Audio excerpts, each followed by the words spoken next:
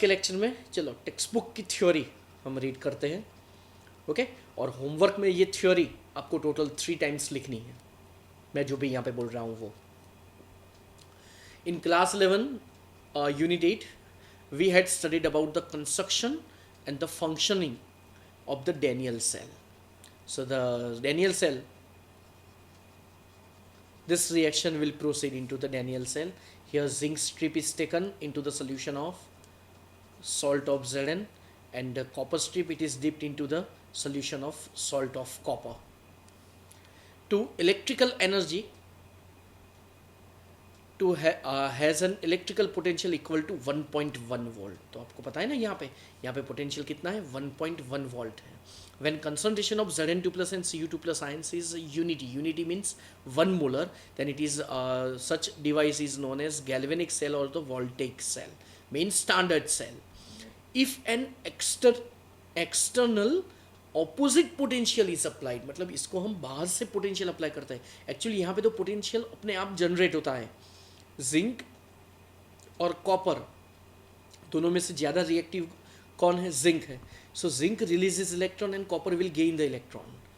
Sorry, positive ion of the CuSO4 solution, that is Cu2 plus ion, will gain the electron, and here flow of electron is obtained. But here we are providing the external opposite potential.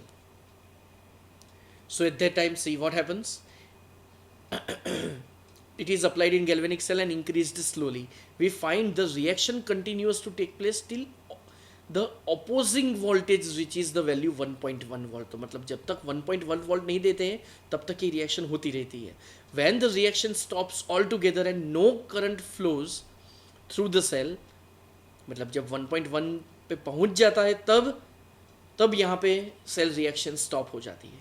Any further increase in the external potential again start the reaction but in the opposite direction. मगर अगर हमने 1.1 volt से अगर हमने ज़्यादा voltage दिया तो फिर रिवर्स डायरेक्शन में रिएक्शन होगी. Copper will release the electron and Zn2 plus ion will gain the electron. Okay, copper electron release करेगा और positive ion of Zn2 plus will gain the electron. मतलब उस टाइम पे ऑपोजिट रिएक्शन होगी. देख लो ये E cell is less than 1.1, तो तब तक उसकी डायरेक्शन क्या रहेगी, फॉरवर्ड डायरेक्शन रहेगी.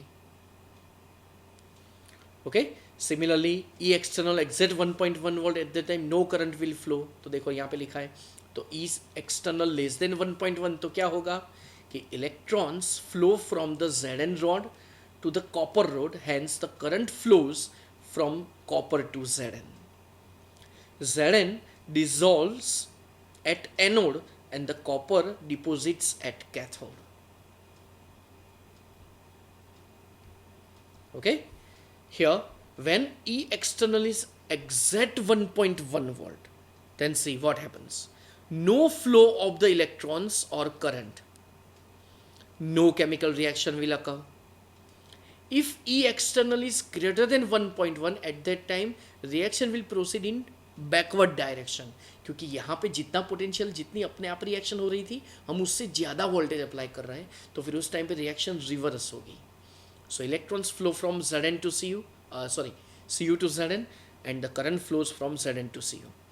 Zn is deposited at the zinc electrode and the copper dissolves into the copper electrode. Okay, तो यहाँ पे कॉपर डिजोल्व होगा, मतलब पूरी रिवर्स डायरेक्शन में रिएक्शन होगी. तो अब स्टूडेंट्स यहाँ पे हम देखते हैं गैल्वेनिक सेल क्या है. So as mention earlier, a galvanic cell is an electrochemical cell. तो galvanic cell, electrochemical cell, voltaic cell, there are many names. Okay, all are synonyms. That converts the chemical energy of the spontaneous redox reaction into the electrical energy. Means this electrochemical cell converts chemical energy into electrical energy. In this device, Gibbs energy of the spontaneous redox reaction is converted into electrical work, okay, which may be used for the running a motor or the other electrical gadgets like heater, fan, geyser, etc. Daniell cell discussed earlier is one such cell in which the following redox reaction is occurred. We know that this reaction is occurred in Daniell cell. Daniell scientist ने first time ये cell invent किया था, that's why it is known as Daniell cell. but it is an electrochemical cell or the galvanic cell. Okay, this reaction is a combination of two half reactions. मतलब अब आपको ये सब words समझ में आ गए होंगे.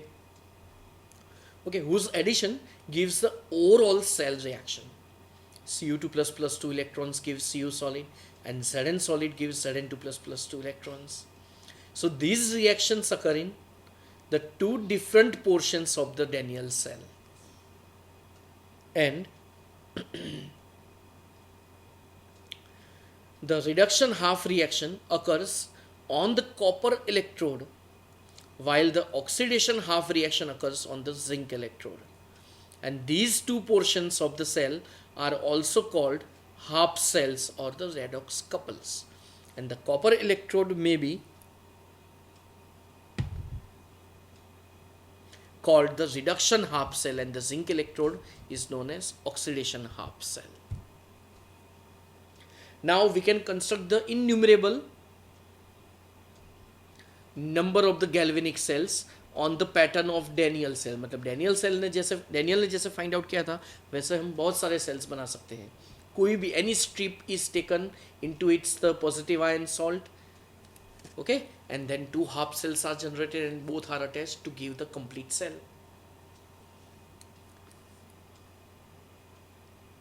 The two half cells are connected by a metallic wire through the voltmeter and a switch externally, and the electrolytes of the two half cells are connected internally through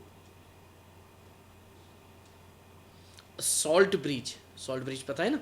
Salt bridge connects two solutions and it makes the two solutions electrically neutral. Sometimes both of the electrodes dip in the same electrolyte solution. In such cases, we do not require the salt bridge. At the time, salt bridge is not required. At each electrode dash electrolyte interface, there is a tendency of metal ions from the solution to deposit on the metal electrode, trying to make it positively charged. मतलब हर एक की electron gain या तो फिर electron lose करने की tendency तो रहती ही है. At the same time metal atoms of the electrode have a tendency to go into the solution as ions. मतलब यहाँ पे दोनों रिएक्शन होती है. That's why here we are putting double side arrow. मतलब जब भी सेल रिएक्शन होती है ना तो आपको पता होगा हम ऐसा लिखते हैं Zn solid reversibly gives Zn2 plus 2 electron. तो हम रिवर्सिबली क्यों करते हैं? क्योंकि यहाँ पे दोनों टेंडेंसी रहती है और दोनों में से जिसकी फिजिबिलिटी ज़्यादा होगी, फिजिबिलिटी मतलब पॉसिबिलिटी ऑफ द रिएक्शन, वो वाली रिएक्शन होगी. तो यहाँ पे अगर ये एनोड बन रहा है तो फिर यही रिएक्शन होगी. तो फिर कैथोड पे कौन सी रिएक्शन होगी? Cu2 plus 2 electron. तो उसकी रिवर्स भी होती है. कब होगी? तो जब हम E external greater than the original potential, अभी पता है ना, अभी हमने सिखाया, E external greater than 1.1 volt होगा अगर, तो बैकवर्ड डायरेक्शन में रिएक्शन होगी. मतलब दोनों डायरेक्शन में रिएक्शन पॉसिबल तो है ही. Next,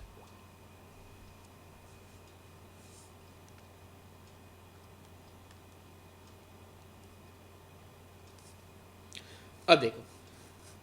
so again at the same time metal atoms of the electrode have tendency to go into the solution as ions and leave behind the electrons at the electrode trying to make it negatively charged. तो मतलब दोनों possibility रहती है.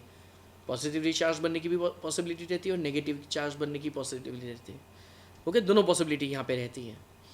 At the equilibrium there is a separation of charges and the depending on the tendencies of two opposing reactions, the electrode may be positively or negatively charged with respect to the solution. A potential difference will be generated. It develops between the electrode and the electrolyte, which is known as electrode potential. And when the concentration of all species involved in the half cell is a unity means 1 molar, then the electrode potential is known as standard electrode potential. पता है ना, वो तो 3 condition थी. Temperature 298 kelvin, pressure 1 bar and the concentration must be 1 molar. It's a unity.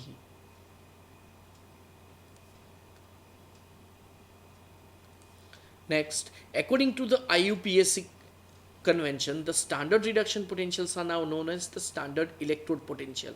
अगर आपको कहीं पे वर्ड दिया है standard electrode potentials, तो आपको कंफ्यूज नहीं होना है कि कौन सा पोटेंशियल दिया होगा, ऑक्सीडेशन या रिडक्शन.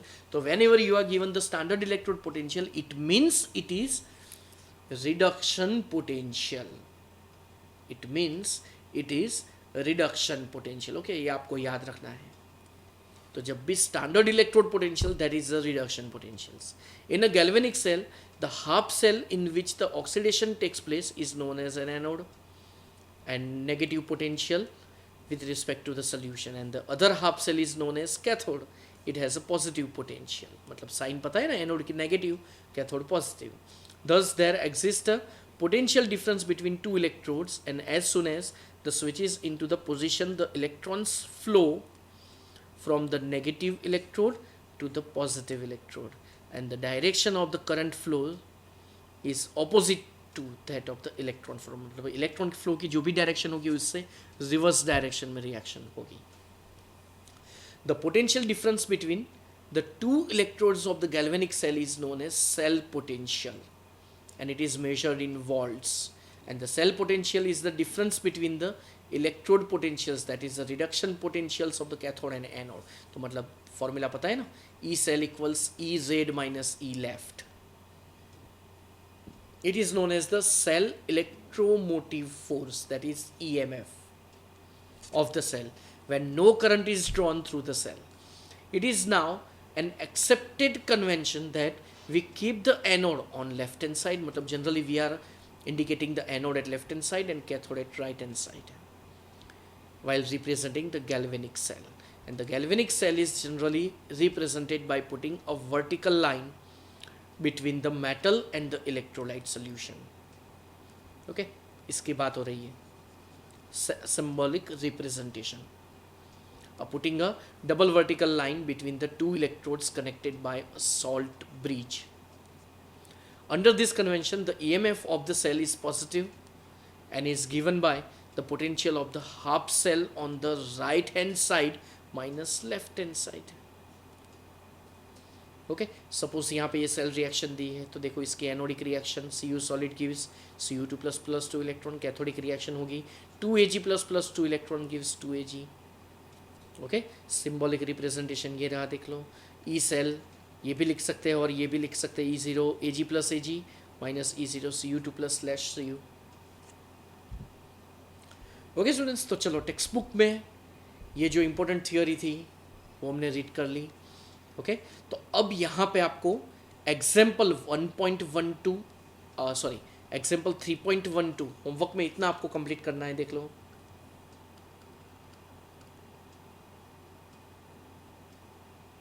एग्जाम्पल 1.1 3.12 3.3 और इन टेक्स्ट क्वेश्चन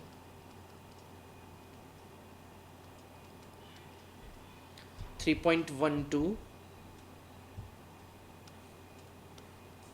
3.6.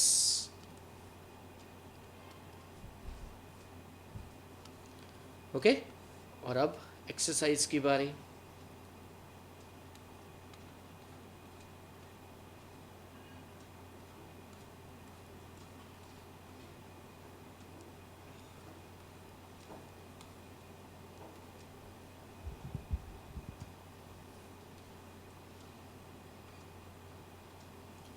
ओके, तो 3.1 3.2 3.3 3.4 3.5 ओके एंड 3.6, मतलब 3.1 to 3.6.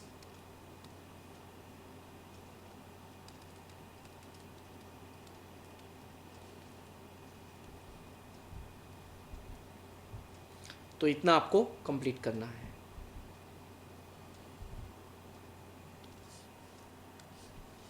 ओके, तो अब यहाँ पे देखो, first of all we will calculate E0 cell. E0 cell का फॉर्मूला क्या होगा? E0 Z of cathode minus E0 Z of anode. तो अब ये कैसे कैलकुलेट करें? तो स्टूडेंट्स उसके लिए यहाँ पे देख लो, Zn is converted into Zn2 plus, means Oxidation reaction means it is an anode. Ag2O is converted into 2Ag. यहाँ पे ऑक्सीडेशन नंबर +1 और यहाँ पे 0 मतलब रिडक्शन. रिडक्शन मतलब this will act as a cathode. तो सिंपल एनोड कैथोड चलो decide हो गया. पोटेंशियल्स यहाँ पे क्वेश्चन में नहीं दिया है एक्सरसाइज में, लेकिन आपको जब एग्जाम होगी तब आपको दे देंगे ये वैल्यूज़. अभी तो ये values EMF series page number 71 में से आपको लिख देने हैं. ओके, तो कैथोड का रिडक्शन पोटेंशियल क्या होगा? वो होगा 0.8 और माइनस माइनस 0.76. तो it is 0.8 plus 0.76 1.56 volt. This one is our E0 cell. तो चलो एक आंसर हो गया हमारा. सेकेंड हमें कैलकुलेट करना है क्या? Delta G0. डेल्टा G0 का फॉर्मूला है minus NF E0 cell minus N. N means number of electrons which are transferred. तो वो होगा 2. कैसे पता चला? क्योंकि Zn releases 2 electrons to give Zn2 plus. और यहाँ पे देखो Ag2 दिया है और 2 Ag भी दिया है, मतलब 1 Ag plus will gain only 1 electron to give 1 Ag solid.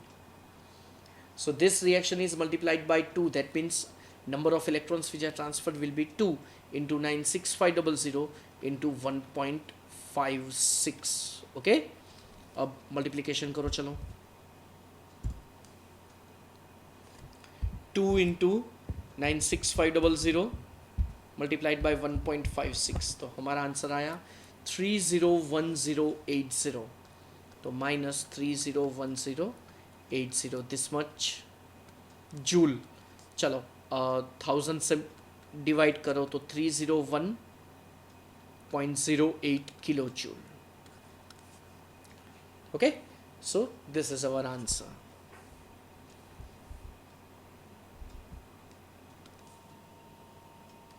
तो students, in given question you are given the symbolic representation of one cell. E cell is given to you and you are asked Kc. अब Kc में यहाँ पे e raise to लिखा है, 10 raise to लिखा है. 10 raise to मतलब anti log of, and e raise to मतलब anti ln, anti natural log. Okay, अब यहाँ पे स्टूडेंट्स 0.0295 लिख दिया है. That means e raise to something तो आएगा ही नहीं कभी. इट मीन्स हमारा आंसर होगा 10 रेस टू समथिंग ही होगा, क्योंकि यहाँ पे ये 2.0295 दैट इज 0.059. तो ये 2.303 मल्टीप्लाई करके हमें आंसर मिलता है. जब हमने नन्स इक्वेशन डिराइव किया था ना, तो उसमें मैंने समझाया था. तो इतना तो हम याद रखेंगे first of all.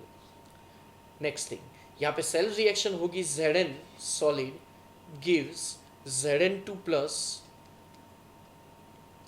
2 electrons and Fe2 plus 2 electron gives Fe.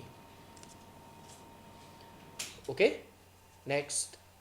अब सेल रिएक्शन से हम डायरेक्ट नन्स इक्वेशन अप्लाई कर सकते हैं. E cell equals E0 cell minus 0.059 by 2 logarithm of concentration of Zn2 plus, it is 0.01 upon concentration of Fe2 plus 0.001. Students, अब ये होगा 1/100, ये होगा 1/1000, ओवरऑल ये होगा 1000/100 मतलब 10, and log 10 is 1. So that E0 cell it will be E cell, और ये माइनस साइन है तो उस अनदर साइड भेजो तो plus 0.059/2 that is 0.0295. Okay, and E cell is given to you 0.2905 plus 0.0295. देखो 2-3 लेटर्स ही आगे पीछे है यहाँ पे. 0 1 then again 0 1 then 9 and 3 12 then 1 3. So it is 0.32. So E0 cell is obtained 0.32 volt. Okay, तो अब अगर हम नन्स इक्वेशन अप्लाई करें तो anti log of that is 10 raise to something. It is E0 से फॉर्मूला क्या है इसका? E0 cell into n upon 0.059. अब स्टूडेंट्स यहाँ पे 10 रेस टू, अब E0 cell it is 0.32 into n that is number of electrons 2 upon 0.059. अब students option हम ध्यान से देखें तो 0.32 न्यूमरेटर में दिया है, यहाँ पे 0.26 मतलब ये हमारा आंसर तो होगा ही नहीं. अब 0.32 का डबल 0.26 तो नहीं होगा, मतलब सी ऑप्शन तो कभी होगा ही नहीं। तो ये 2 इसके डिवाइडेशन में लिख दो, किसके 0.059 के डिवाइडेशन में, जिससे हमें क्या मिलेगा 10⁻².32 and divided by 0.059 by 2, so it is 0.0295. Okay, so finally B Bombay is the correct answer. Okay students, तो यहाँ पे कुछ केसी थोड़े अलग मेथड से फाइंड आउट करने को पूछा था आपको। Main E0 cell nulls equation से आपको E0 सेल निकालना था, बस ये आपको यहाँ पे ध्यान रखना था, दैट्स इट। तो सो स्टूडेंट्स बेसिकली जो इलेक्ट्रोकेमिकल सेल वाला पार्ट है वो हमारा आज कंप्लीट हो गया। ओके, नेक्स्ट सेशन में हम इलेक्ट्रोलिटिक सेल स्टार्ट करेंगे। ओके स्टूडेंट्स, तो चलो फिर आज का लेक्चर यहाँ पे कंप्लीट होता है। Good bye.